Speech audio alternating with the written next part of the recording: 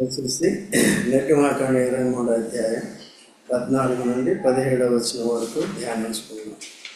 So ధర్మశాస్త్రంలో అనేకమైన విషయాలు పొందుపరచబడ్డాయి. ఇశ్రాయేల్ అందరూ కూడా అనగా విమోచింపబడిన వారంతా కూడా పాటించవలసినవి. ఇక్కడ దేవుని సన్నిధికి వచ్చేది, దేవునికి ఆ దినాల్లో పండుగలు ఉన్నాయి. ఈ దినాల్లో పండుగ కాదు, కానీ దేవుని సన్నిధిని దేవుని మహిమపరిచినట్లుగా మనం ఆరాధించాలి. కాబట్టి నేటి దినాల్లో కూడా అందరూ పండుగలు అంటారు. పండుగలు అంటే అందరికీ ఇష్టం అనమాట, ఆ మాట వాడుతూ ఉంటాం. సరే, ఇక్కడ మనం దేవుని సన్నిధికి వచ్చి ఎందుకు వచ్చామండి? కూడి వచ్చింది దేని కొరకు? ఆరాధించడానికి, దేవుని మహిమపరచడానికి. అయితే జంతు బలులతో కాకుండా మనం జిహ్వా ఫలాన్ని అర్పించడానికి వచ్చాము. తద్వారా దేవునికి మహిమ కలుగుతుంది. ఇక్కడ వారికి చెప్పింది ఏంటంటే, సంవత్సరములకు 3 మారులు నాకు పండుగ. ఆ దినాల్లో సంవత్సరానికి ఎన్నిసార్లు? సాధ్యం నిన్న సంవత్సరానికి ఎన్నిసార్లు? అందుకనే 3 సార్లు వస్తుంది కదా. సంవత్సరానికి ఎన్నిసార్లు రావాలి? కొత్త నిబంధన వేరు, పాత నిబంధన వేరు. ఎందుకంటే అప్పుడు వాళ్ళు జంతు బలులు కానీ లేకపోతే పంటలు కానీ ఇవన్నీ కూడా ఏం చేయాలి? తీసుకురావాలి. పంటలు సంవత్సరానికి ఎన్నిసార్లు వస్తాయి? 3 సార్లు వస్తాయి. కాబట్టి పంట వచ్చినప్పుడల్లా ఏం కావాలి? లోకంలో జరుగుతుందా లేదా? ఆ ఉద్దేశాలు అలాగే దేవుడు తెలివైన వాడు కాబట్టి, అనంతమైన జ్ఞానం కలిగిన వాడు కాబట్టి, ఏ జనానికి ఎలా చెప్పాలో అలా చెప్పి ఆ విధంగా చేశాడు. ఇది సత్యం. దేవుని వాక్యం ఎటువంటిది? సత్యం. పాత నిబంధన అంతా ప్రకృతి సంబంధంగా కనపడుతుంది, కొత్త నిబంధన అంతా ఆత్మ సంబంధంగా కనపడుతుంది. అందుకనే మనం అర్థం చేసుకోవాలి దానికి దీనికి వ్యత్యాసం. కాబట్టి పాత నిబంధన మనం పాటించవలసిన పని లేదు, కానీ ఆ ప్రకారమే ఆత్మీయంగా పాటించబద్దులు అంటున్నాం. కాబట్టి 6 ఏదండి సంవత్సరంలోకి ఎన్నిసార్లు రావాలి? ఇప్పుడు మనం క్రీస్తు యేసునందు క్రీస్తు రక్తము చేత సృజన, క్రీస్తు రక్తము చేత విమోచింపబడిన మనం ఏం చేయాలి? ప్రతి ఆదివారంలో ఏం చేయాలి? మిగిలిన రోజుల్లో కూడా. ఎందుకంటే ఎడతెక్క ప్రార్థన చేయాలి, ఎల్లప్పుడూ ఆరాధన చేయాలి. ఆదివారము అందరం కలిసి వస్తాం. ఇక్కడ ఎందుకంటే బల్ల ఉంటుంది. ఆ దినాల్లో శనివారం ఉండేది. శనివారము ఈరోజు ఏమైందంటే ఆదివారానికి వచ్చింది. ఓకే, అది దావీదు గుడారంలో ఏం చేశాడు దావీదు? మందసాన్ని మధ్యలో పెట్టి, మందసం అంటే దేవుని సన్నిధి గుర్తు. ఇప్పుడు కూడా యేసు ప్రభు మన మధ్యలో ఉంటాడు కదా. ఆ మందసానికి బదులుగా ఏం పెట్టాం మనం? బల్ల పెట్టాం. యేసు ప్రభు యొక్క రక్తమాంసం పెట్టి ఏం చేయాలి? దహన బలి, సమాధానం. మొదటి దినవృత్తాంతంలో 16వ అధ్యాయం. ఈ క్రమాన్ని మనం నేర్చుకోవాలి. తినవసరం తెలిసిందే, ఇంకొక మరొకసారి జ్ఞాపకం చేసుకోవాలి. కాబట్టి దహన బలి, సమాధాన బలు అర్పించి బల్లలో రొట్టె ద్రాక్షరసంలో పాల్గొంటాం. అయితే ఈ రొట్టె ఎటువంటిది? మనం భుజించే రొట్టె ఎటువంటిది చెప్పండి, ఎవరైనా చూద్దాం. మనం పరిశుద్ధమైనది కదా. అంటే అన్లెవెన్డ్ అంటే అర్థం ఏంటి? పాపరహితమైనది, పులుపు లేనిది. అది నాళ్ళు ఇశ్రాయేల్ ఏ రొట్టె తినాలి? దేవుని సన్నిధిలో కదండి. దేవుని సన్నిధిలో ఏం తినాలి? పులియన రొట్టె. అందుకే యేసుక్రీస్తు ఏమనంటే, నేను మీకు జీవాహారము. మన కొరకు రొట్టెగా చేయబడ్డాడు. యేసుక్రీస్తు ప్రభులో ఏ దోషమైనా ఉందా? ఏ నేరమైనా ఉందా? ఏ పాపమైనా ఉందా? కాబట్టి ఎవరైనా ఈజ్ అవర్ అన్లెవెన్డ్ బ్రెడ్ అంటే పులియని రొట్టె, పులుపులేని రొట్టె. ఎవరండి? నిన్ను నన్ను కూడా పులుపులేని రొట్టెలుగా చేసి, నిన్ను నన్ను కూడా పులుపులేని రొట్టెలు తినాలని మనం ఏర్పరచుకున్నాం. ఇశ్రాయేల్ని ఆ దినాల్లో 14వ వచనంలో వారిని సంవత్సరానికి 3 సార్లు రండి, వచ్చిన తర్వాత ఏం చేయాలి? పులియని రొట్టెల పండుగ. పులియని రొట్టెల పండుగ ఎప్పుడు ఆరంభమైందో తెలుసా? ఎప్పుడు ఆరంభమైంది? ఇశ్రాయేల్ ఐగుప్తు నుంచి విడుదల పొందినప్పటి నుంచి కూడా ఏమైంది? అందుకని ఇది పాస్ ఓవర్ అంటారు. అంటే దేవుని యొక్క ఉగ్రత నుంచి తప్పించబడ్డారు. తర్వాత ఐగుప్తు నుంచి పాస్ట్ ఓవర్ టు గాడ్. ఐగుప్తులో నుండి ఎక్కడికి వచ్చేసారు? ఎర్ర సముద్రం పాయలైపోయింది, దేవుని దగ్గరికి వచ్చేసారు. దేవుని యొక్క ఉగ్రత నుంచి తప్పించుకున్నారు. ఆ ఫరో అధికారం నుంచి, బానిసత్వం నుంచి తప్పించుకుని ఎక్కడికి వచ్చేసారు? ఇప్పుడు బయటకు వచ్చి. ఇదంతా మన కొత్త నిబంధన. పాత నిబంధన ఆధారంగానే ఉంటుంది. లావణ్యమైన కదా, సంవత్సరానికి ఎన్నిసార్లు రావాలి? 3 సార్లు చాలు. అలాగే వస్తుంది కరెక్ట్గా. మళ్ళీ నా కొరకు ప్రార్థన చేయలేదంటే రెగ్యులర్గా రావాలి. ఓకే, ఎందుకంటే దిద్దుబాటు అవసరం. ఊరికే చెప్పుకుంటూ మీ ఇష్టం వచ్చినట్టు అంటే కాదు ఇది. ఓకేనండి, మన దేవుడు జీవం గల దేవుడు. He expects discipline from us. Okay, ఏదో అల్లాటప్పగా కాకుండా పూర్ణ హృదయంతో ప్రేమించాలని కోరుతున్నాడు. ఆఖరి దినాల్లో ఉంటున్నాం, భక్తిహీనత ఎక్కువ అవుతుంది, లోకం ఎక్కువ అవుతుంది, లోక ఆకర్షణలు ఎక్కువ అవుతున్నాయి. అందుకని చాలా జాగ్రత్తగా ఉండాలి. ఇంక యవనస్తులు ఎందుకంటే చాలా బిజీ అయిపోతున్నారు, చదువులు ఎక్కువైపోయినాయి, ఇంకేం ఎక్కువైపోయినాయి. మా రోజుల్లో చదువు తక్కువ, భక్తి ఎక్కువ. మీ రోజుల్లో రెండే ఎక్కువైంది. కొంతమంది ఉంటారులే, ఎప్పటికీ శేషం అనేది కొంతమంది ఉంటారు. వారు విభాగింపబడరు, అంటే కలవారు దేవుని మందిరం. ఓకేనండి. సో కాబట్టి సంవత్సరానికి 3 సార్లు రావాలి, పాత నిబంధన అది. కాబట్టి అలాగే ఎవరైతే 3 సార్లు వస్తున్నారో మీరు అప్పుడు పుట్టుంటే బాగుంది. ఎప్పుడు పుట్టారు కాబట్టి ఎట్లా రావాలి? ప్రతి ఆదివారం రావాలి, మధ్యలో కూడా రావాలి. మెయిన్ కోడికలు ఎవరి కొరకు ఉన్నాయి? ఇవి మన కొరకే. మందిరం ఎవరి కొరకు ఉంది? మన కొరకే. అర్థమైందండి? రావాలి. తర్వాత ఏం చేశారంటే, పులియన రొట్టెల పండుగను ఆచరింపవలెను. నేను నీకు ఆజ్ఞాపించినట్లు అబీబు నెలలో నీవు ఐగుప్తులో నుండి బయలుదేరి వచ్చితివి కనుక ఆ నెలలో నియామక కాలం మంది 7 దినములు పులియన రొట్టెలను ఎన్ని దినాలు తినాలి? పులియన రొట్టెలు పాపానికి గుర్తుగా ఉన్నాయి, పులియన రొట్టెలు తప్పుడు బోధలకు గుర్తుగా ఉన్నాయి కదా. ఏదైతే మనల్ని రక్షించలేదో, ఏదైతే మనల్ని పవిత్రపరచలేదో అటువంటి బోధలు కూడా ఎలా ఉన్నాయి? ఈనాడు క్రైస్తవంలో కూడా ఇటువంటి మనల్ని పవిత్రపరచినవి, మనల్ని ఆత్మీయంగా కట్టినవి, మనల్ని పరలోకానికి చేర్చని బోధలు కూడా ఉన్నాయి. ఫర్ ఎగ్జాంపుల్, మీరు వాళ్ళు ఎవరు యేసుడు లేకుండా ఉంటారు ఎవరు? యెహోవా సాక్షి. యేసు ప్రభు సాక్షులు కాదు. ఎవరు సాక్షులండి?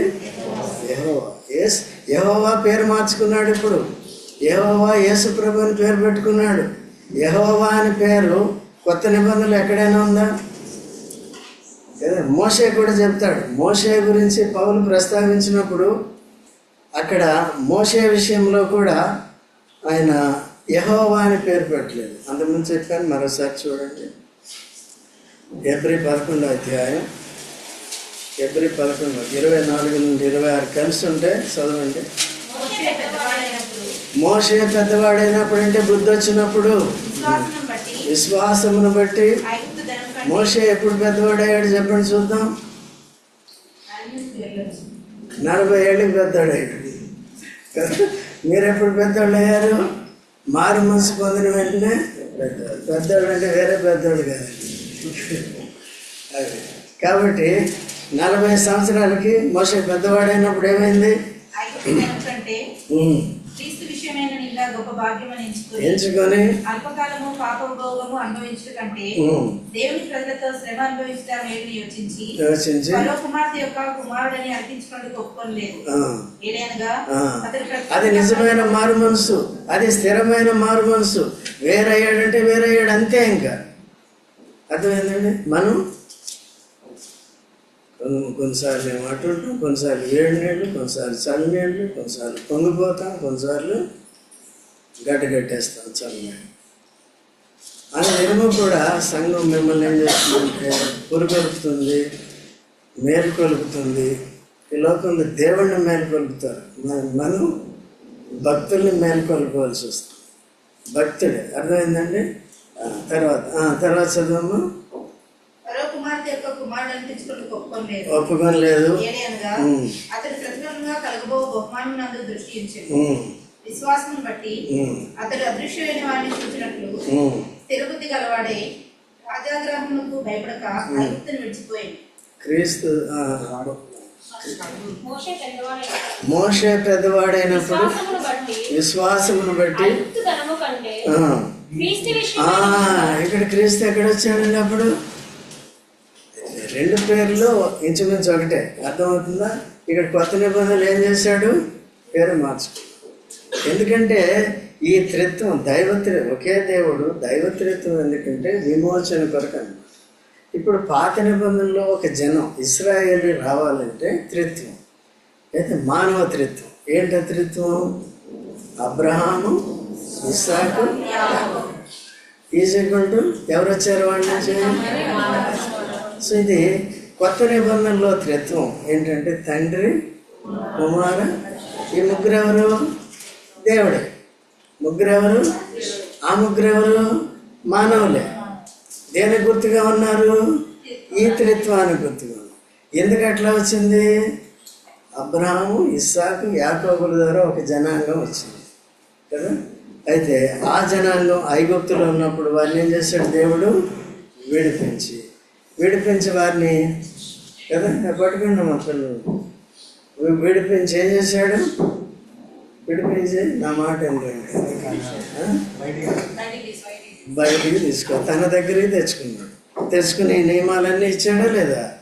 సో అట్లా మనల్ని పరలోక రాజ్యానికి చేర్చడానికి కదండి. ఒక స్త్రీ 3 కుంచాల పులిసిన పిండి, 3 కుంచాల పులిసిన పిండి. పులిసిన అంటే అర్థం ఏంటంటే అక్కడ కాలము సంపూర్ణం అవటం, పాపము పండిపోవటం. తండ్రి కాలం అయిపోయింది, కుమారుడి కాలం అయిపోయింది, పరిశుద్ధాత్మ కాలంలో ఉన్నాం. ఇది అయిపోతే సంఘం ఎత్తపడు. యేసుప్రభు చూడండి అన్న, ఎవరు ఫోన్లో గేమ్లు. కాబట్టి యేసుప్రభు వచ్చినప్పుడు ఏమవుతుంది? పరలోక రాజ్యం దేని పోలందంటే, పరలోక రాజ్యం ఎప్పుడు వస్తుంది? ఒక స్త్రీ 3 కుంచాలు పిండిని తీసుకుని పూర్తిగా పులిసే వరకు పెట్టు. అందుకని ఇప్పుడు ఆఖరి కొంచెంలో ఉన్నాం, ఆఖరి క్షణంలో ఉన్నాం. ఏ క్షణంలో అయినా యేసు ప్రభు రావచ్చు. అయితే చాలామంది ఏం చేస్తున్నారంటే బుద్ధి గల కనికల వలె మెలకువగా ఉండి పరిశుద్ధాత్మ స్వాధీనములో ఉండి జీవిస్తున్నారు. ఆ దినాల్లో నూనె తర్వాత తమ డ్యూటీలని ట్రిమ్ చేసుకుంటున్నారు. ట్రిమ్ అంటే ఏంటి? సరి చేసుకుంటున్నారు. సరే, కొన్నిసార్లు ఒత్తులు ఏం చేయాలంటే బాగా ఎదగాలంటే ట్రిమ్మింగ్ అంటే మనం బల దగ్గర నిజంగా పరీక్షించుకోవటం, సరి చేసుకోవటం. అర్థమైందా? సరి చేసుకోలేదనుకో ఇంకా సరిగ్గా లేవని మన మనసాక్షి చెప్తుంది. అయితే మనం దేవుని సేవ చేయడానికి సంకోచిస్తూ ఉంటాం. అయితే అది కుదరదు. ఎప్పటికప్పుడు ఏం చేయాలి? మనం ఎప్పుడు పోతామో తెలియదు, యేసుప్రభు ఎప్పుడు వస్తాడో తెలియదు. మానసిక ఇంట్లో ఎప్పుడు పోతామో తెలియదు. అందుకని ఏం చేయాలి? ట్రిమ్ చేసుకోవాలి. ఇప్పుడు ఏం చేయాలి? సరి చేసుకుని నేనున్నాను. యెషయా ఏం చేసుకున్నాడు? ట్రిమ్ చేసుకున్నాడు. ఒత్తుల్ని ఏం చేసుకున్నాడు? సరి మసి పట్టేసింది. అపవిత్రమైన పెదవులు కలవాడును, అపవిత్రమైన పెదవులు శిరీష కలిగిన ప్రజల మధ్య ఇప్పుడు అయ్యో నేను నశించితిని. ఏంటది? పశ్చాత్తాపం. నేను పవిత్రుడిగా ఉండాలి కదా, దేవుని సేవించాలి. అప్పుడు పరలోకపు అగ్ని ఆయన పెదవులకు తాకించినప్పుడు పవిత్రుడయ్యాడు. పెదవులు పవిత్రమైన ఇప్పుడు దేవుని సేవించడానికి ఏం చేశాడు? ఆయన సిద్ధపడ్డాడు. ఓకే, ఇదిగో నేనున్నాను ప్రభువా, నన్ను వాడుకోండి. అందుకనే ఆయన యేసుక్రీస్తు ప్రభు విషయమైన మంచి ప్రవచనాలు ఆయన ద్వారానే వచ్చింది. ఇదిగో కన్యక గర్భవతి 7:14, 9:6 ఏముంటుంది? ఆలోచనకర్త, శిశువు పుట్టెను. రెండోది 53 మన కొరకు నలగగొట్టబడెను. కదండి. మన సమాధానార్థమైన శిక్ష లేతగడ్డి వల్ల మనుషను లేత మొక్క వలె. ఎవరి ద్వారా వచ్చింది? ఈనాడు నీవు నేను యేసు ప్రభు ప్రాణం పెట్టి కొద్దిగా వచ్చి ఆరాధన చేయంటే కష్టమైపోతుంది కదా, ప్రార్థన చేయంటే కష్టమైపోతుంది, యూత్ మీటింగ్ రా అంటే కష్టమైపోతుంది, ఒకళ్ళిద్దరికే వస్తూ ఉంటుంది, మిగిలిన వాళ్ళందరికీ కష్టమైపోతుంది. కొంతమందికి ఆదివారం రావడం కష్టమవుతుంది. సంవత్సరానికి ఎన్నిసార్లు వస్తారు? ఇస్రాయేల్ లాగా వస్తారు. 3 సార్లు. ఎన్నిసార్లు రావాలి? మధ్యలో రావాలా వద్దా? అర్థమైంది? ఉన్నది చెప్తున్నానండి. నేను ఎవరి కొరకు చెప్పాను? నేను వచ్చానో లేదో మీరు వచ్చి చూసుకోండి ప్రతి మీటింగ్. ఓకేనా? దేవుడు పడుకోమంటే పడుకుంటాను, కానీ అది అప్పటి వరకు ఏం చేయాలి? చేసేది అర్థమవుతుందా?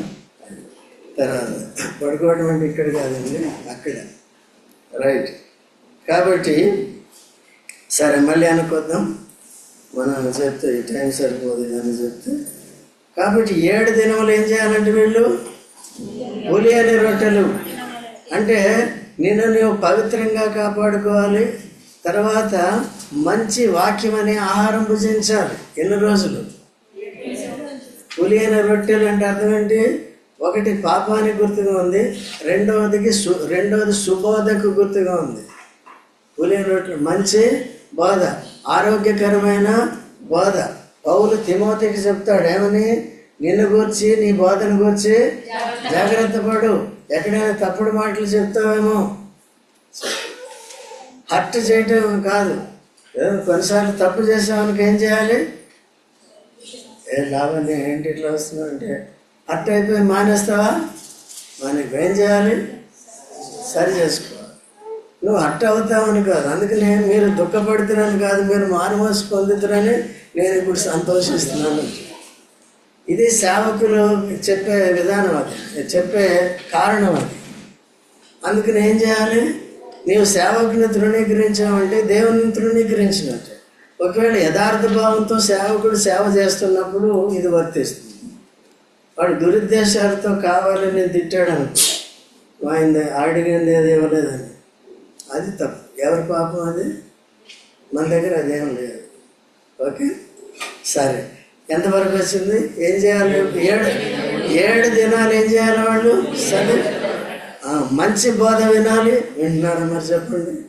సందీప్ ఈరోజు తీర్మానం చేశాడు. యెషయా ఏం చేశాడండి? తీర్మానం చేశాడు. మోషే ఏం చేశాడు? తీర్మానం. మళ్ళీ వెళ్ళాడు వెనక్కి? అర్థమైందండి? సో అట్లా మన తీర్మానం కూడా ఎట్లా రాజేష్ ఉండాలి. తర్వాత చూస్తా సరవస్తుందా. Anything you can postpone, but not spirituality. Okay అండి? దిస్ ఈజ్ అవర్ ఏంటిది? Prime profession. ఓకే, లేకపోతే ప్రైమ్ ఎయిమ్. ఓకే అండి? ఒకవేళ మీరు ప్రొఫెషన్, నా ప్రొఫెషన్ ఇది అదే అనుకున్నారనుకోండి, దానికంటే మించిన ప్రొఫెషన్ ఏది? First we have been called for this.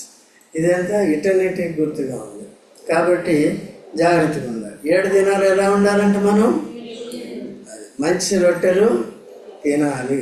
ఆదివారం వచ్చి ఏం చేయాలి? 7వ రోజున దేవుని ఆరాధించాలి. మళ్ళీ రొట్టెలో పాల్గొనాలి. తర్వాత చూడండి, ఎన్నో వచనము? 15. బాగా చదవమ్మా.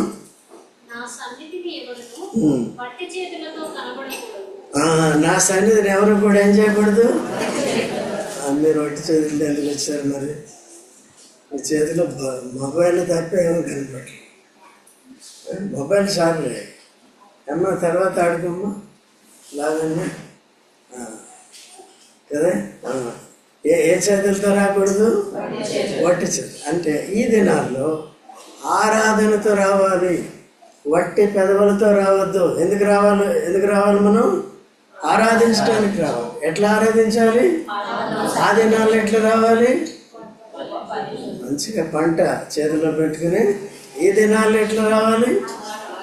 ఆరాధనతో, హృదయపూర్వక ఆరాధనతో. వారం అంతా కూడా నాకు పులియని రొట్టె భోజనం పెట్టావు ప్రభువా, నేను అపవిత్రురాల్ని, అపవిత్రుని కాకుండా నన్ను కాపాడావు. వారం అంతట్లో నేను సేవించడానికి ప్రార్థన ద్వారా కానీ, ఆరాధన ద్వారా కానీ, సువార్త ద్వారా కానీ, నా సాక్ష్యాన్ని కాపాడుకుంటూ ద్వారా కానీ, ఇతరుల కొరకు ప్రార్థన చేయట్లో కానీ, అందరి రక్షణ కొరకు ప్రార్థన చేయట్లో కానీ నన్ను వాడుకున్నావు, నీకు వందనాలని చెప్పగలవా? ఇదేం ఆరాధన? ఇదే ఆరాధన. ఆ దినాల్లో ఏం చేశారు? ఎవరికి ఏ పంట వచ్చిందో ఆ పంట తీసుకుని ఏం చేయాలి? రావాలి. ఓకే, తర్వాత 16 చదవము.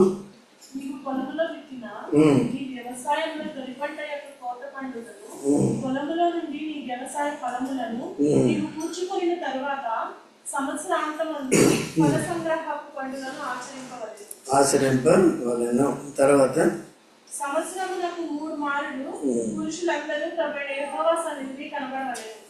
ఆ దినాల్లో పురుషులందరూ కూడా కనబడాలి. ఓకే, ఈ దినాల్లో స్త్రీ అని లేదు, పురుషుడు అని. అందరు ఎందుకు?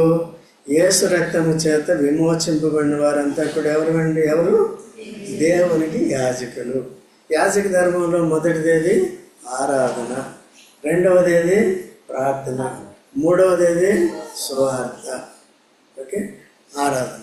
ఇప్పుడు చూడండి ఆఖరిగా యోహాను సువార్త 12వ అధ్యాయం. యోహాను సువార్త 12వ అధ్యాయం మొదటి నుంచి కొన్ని వచనాలు చదవండి. కాబట్టి యేసు లాజరు ఉన్న పస్కా పండుగకి ఎన్ని దినాల ముందు వచ్చాడు? పస్కా పండుగ ఎక్కడిది? పాత. ఆ దినాల్లో ఏం తినాలి? 7 రోజులు పులియని రొట్టెలు, మంచి ఆహారం, పవిత్రపరిచే ఆహారం, పవిత్ర ఆహారం తీసుకోవాలి. అది మనల్ని పవిత్రపరుస్తుంది. ఓకే అండి. వచ్చాడు. ఎన్ని రోజుల ముందు వచ్చాడు? 6 రోజుల ముందు వచ్చాడు. తర్వాత 6 రోజులు కూడా వాళ్ళ దగ్గర ఉన్నాడా లేదా?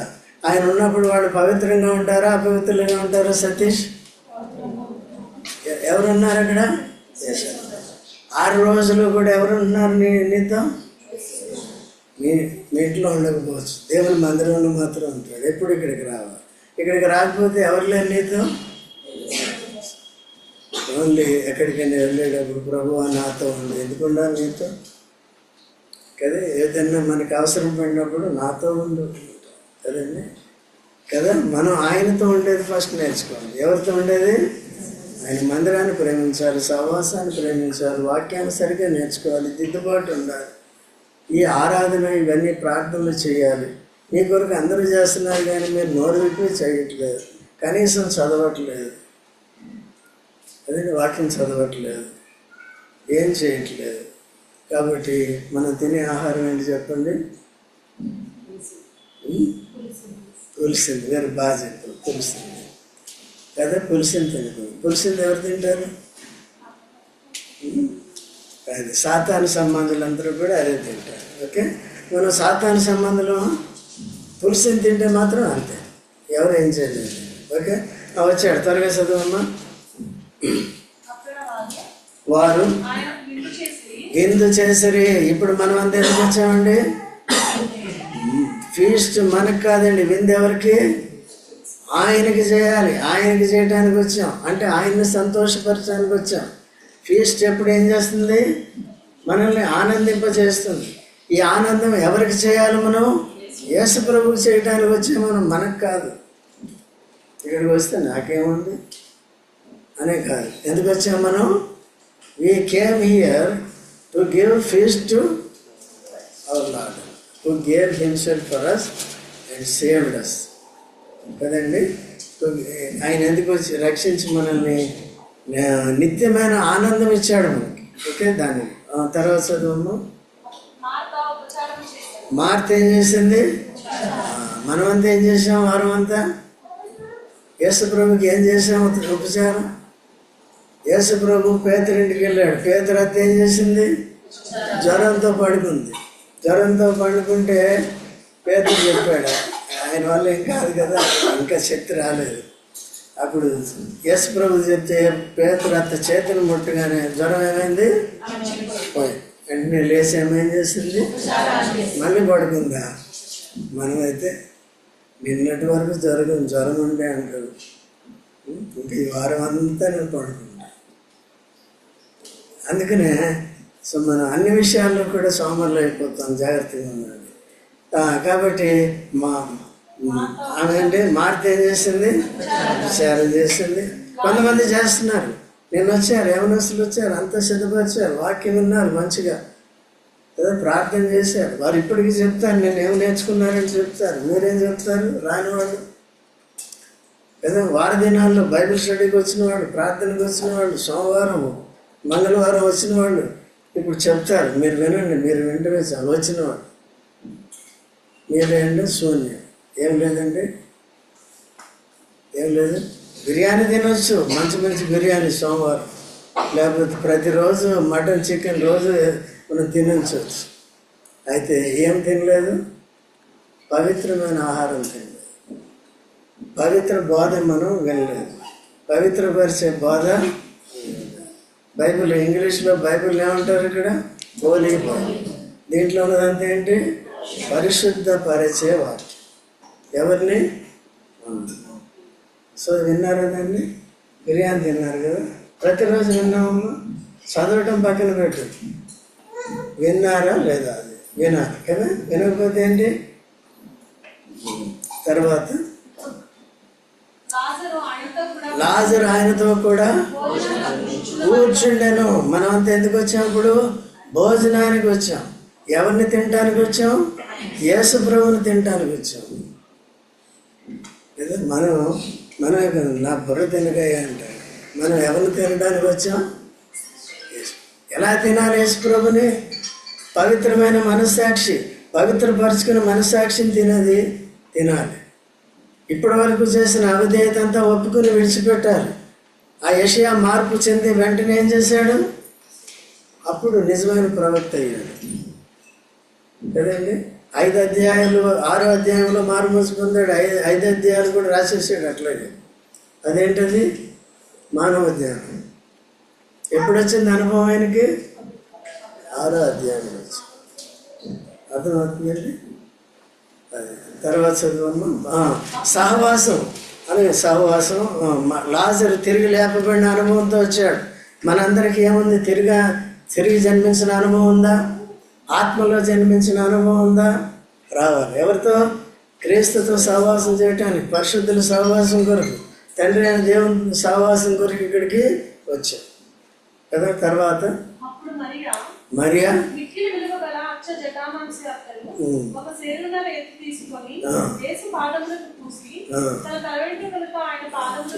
ఇక్కడ చూడండి 3 సంగతులు జరిగినాయి. ముందు ఏం చేసింది? మార్త ఉపచారం చేసింది, అన్ని రెడీ చేసి పెట్టింది. లాజరు ఏం చేశాడు? కూర్చున్నాడు. ఎంత గొప్పవాడు. అంతకుముందేమో తిరిగాడు, రోడ్లన్నీ తిరిగి వచ్చాడు. ఇప్పుడు ఏం చేశాడు? చర్చిలు వేసి ఇప్పుడు కుదుటపడ్డాడు. నా సంకటములన్నీ కుదిర్చావు ప్రభువా, కుదుటపడ్డాడు.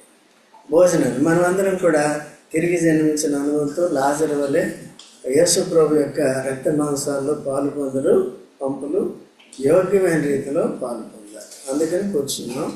మార్త వలె, మొదటి మార్త వలె మనం పరిచర్య కూడా చేయాలి. రెండోది, మూడోది, తర్వాత ఏం చేసిందండి? లాజరు కూర్చున్నాడు. మరియా మిక్కిలి విలువైన అచ్చజట మాంస అత్తరుబుడ్డి ఎప్పుడు ఎందుకే ఆయన పునరుద్ధాన బలం నెరిగిందో ఎవరిని బట్టి? తన తమ్ముడైన లాజరు చనిపోయి సమాధి చేయబడి కుళ్ళు పట్టిన 4 రోజులు సమాధిలో ఉండగా యేసు ప్రభు ఏం చేశాడు? యేసు ప్రభు మారు మనసు పొందిన వాళ్ళు, తిరిగి జన్మించిన వాళ్ళు ఎంతో, ఇంకెవరైనా ఉంటే నీకు 20 ఏళ్ళు వయసు ఉంటే 20 ఏళ్ళు సమాధిలోనే ఉంటుంది. 4 రోజులకే కుళ్ళు కంపు కొట్టుతుంటే 20 సంవత్సరాలకి ఇంకెంత కంపు ఉంటుంది? ఇంకెవరా ఉన్నారా? ఒకవేళ సరి చేసుకోకుండా ఉంటే కూడా ఏం కొడుతున్నాం? కంపు కొడుతున్నాం. ఆరాధన చేసే వారి ద్వారా ఏమొస్తుంది? జీవపు వాసన వస్తుంది. మరణపు వాసన పోయింది, ఆ ఇంట్లో ఏమొచ్చింది? జీవపు వాసన వచ్చింది. No more crying, no more weeping కదండి. ఎందుకు? ప్రభు వారితో సత్యన దాన్ని కూడా బ్రతికించిన శక్తి ఉంది కాబట్టి. అందుకని అపోస్తల బోధ, సహవాసం, రొట్టె విచ్చటం, ప్రార్థన అంటే ఈ ఇంట్లోనే చేశారు. మొట్టమొదటి ఆరాధన ఎక్కడ జరిగిందంటే ఇక్కడే జరిగింది. ఎక్కడ? మరియా, మార్తా, లాజరు. ఎప్పుడు జరిగిందంటే తిరిగి జన్మించింది. అందుకని ఇక్కడ ఏం జరిగిందంటే మొదటి ఆరాధన జరిగింది. ఈ సిద్ధపాటు అంతా కూడా ఆరాధన. మనమంతా వచ్చింది దేని కొరకు? లాజరులా వచ్చాం, తిరిగి జన్మించి వచ్చాం. తర్వాత మార్త ఏం చేసింది? కొంతమంది సిద్ధపరిచారు. ఇవన్నీ నిన్న సిద్ధపరిచారు, ఈరోజు సిద్ధపరిచారు. కొంతమంది రొట్టె, ద్రాక్షారసం కూడా శోభమ్మ చేసింది. ఇట్లా ఏం చేశారు? సిద్ధపరిచారు. మార్తలు ఎక్కువ లేరు మన దగ్గర, తక్కువ ఉన్నారు. మరియలు ఉన్నారంటే వాళ్ళు తక్కువే, లాజర్లు ఉన్నారంటే వాళ్ళు తక్కువే. ఏముండాలండి? ముగ్గురు ఉండాలి. ఓకే, అది కాబట్టి మరియా మిక్కిలి విలువైన ఫస్ట్ ఏంటంటే ఇదంతా సిద్ధపాటు ఆరాధన. సో యేసు ప్రభు ప్రాణం పెట్టి మనల్ని రక్షించాడు కదా. వారం అంతా కూడా మనకి వాక్య సత్యాలు నేర్పిస్తాం. ఈ సుబోధనల్ని మనం విని ఏం చేయాలి? మార్పు చెంది ఫైనల్గా మనం చేయవలసిందంటే రెండోది ఏంటంటే బల్లలో పాల్గొనాలి కదండి. తర్వాత ప్రార్థన చేసి మీ అందరి కొరకు ముగిస్తారు. ఓకేనా? తర్వాత ఈ కానుకలు ఉంటాయి కదా, కానుకలు కూడా ఏంటివి? ఆరాధన కిందకే వస్తాయి. Whatever we give to God అంటే అబ్నార్మల్గా ఇవ్వదు, ఎమోషనల్గా ఇవ్వదు, బలవంతంగా ఇవ్వదు. ఎట్లా ఇవ్వాలి? మీ సామర్థ్యాన్ని బట్టి ఇవ్వాలి. ఎప్పుడు ఇవ్వాలి? చూడండి, ప్రతి ఆదివారం. బాగా చెప్పు. ఎవరు చెప్పారు? నువ్వే చెప్పు. కీర్తి చెప్పు. ఎవరికి? వీళ్ళు నేర్చుకుంటున్నారు కదా, ప్రతిసారి చెప్తా ఉంటాం. చూడండి మళ్ళీ ఒకసారి. కొంతమంది చెప్పరు, ఎందుకంటే ఇచ్చేవాళ్ళు చెప్తారు కొన్నిసార్లు. తర్వాత మొదటి కొరింథీ 16 మొదటి వచనం చదవండి. పరిశుద్ధుల కొరకైన చందా విషయంలో ప్రకారము చేయుడి.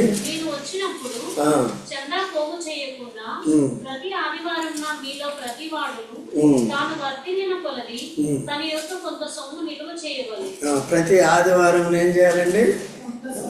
ప్రతి ఆదివారం. అందుకని మనం ప్రతి ఆదివారం పెడతాం. ఓకేనా? కాబట్టి 31st నైట్ పెడతారు. అది బక్సన్ గారు పెట్టారు. దానికి అర్థం నాకు ఇంతవరకు తెలియలేదు, పర్వాలేదు. ఎందుకంటే బల్లా పెడతారు కాబట్టి. యేసు ప్రభు ఆది అంతమై ఉన్నాడు కదా, అల్ఫా ఒమేగా కదా. సంవత్సర ఆరంభ గడియల్లో అట్లా పెట్టి ఉండొచ్చు.